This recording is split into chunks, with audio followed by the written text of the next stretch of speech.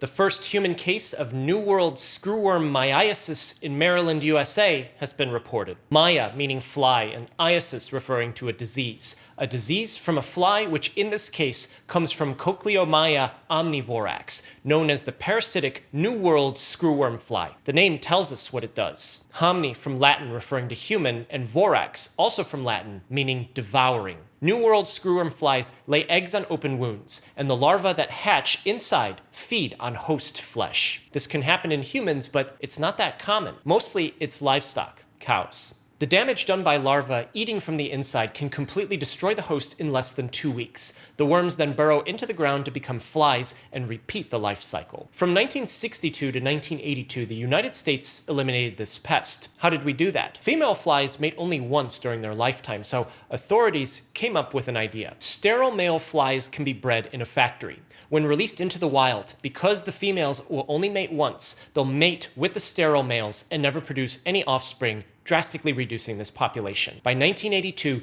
these flies were basically gone in the US. Continued efforts ensured sterile male release anytime something might be around. None of us had seen a case of human infection here until now. Screwworm has been ravaging Central and South American herds since at least 2020, and it was only a matter of time before we saw a case in humans come here. This case was from a traveler from the area. Myiasis is different from other parasite infections. This isn't a tapeworm, it's not a roundworm, so we don't currently have medicines to treat an active infection because it's a completely different animal. Going in and physically removing the larva is the treatment. So as authorities ramp up efforts once again to handle this pest, here's a few things that you can do to protect yourself. Keep open wounds clean and covered. Wear loose-fitting, long-sleeve shirts and pants and socks to limit the areas that could get bites. Use an insect repellent and sleep indoors. These flies don't survive American Midwestern winters. This isn't spread from person to person, so don't worry. We've solved this problem once before, we're going to solve it again. We just need to spin up the process again,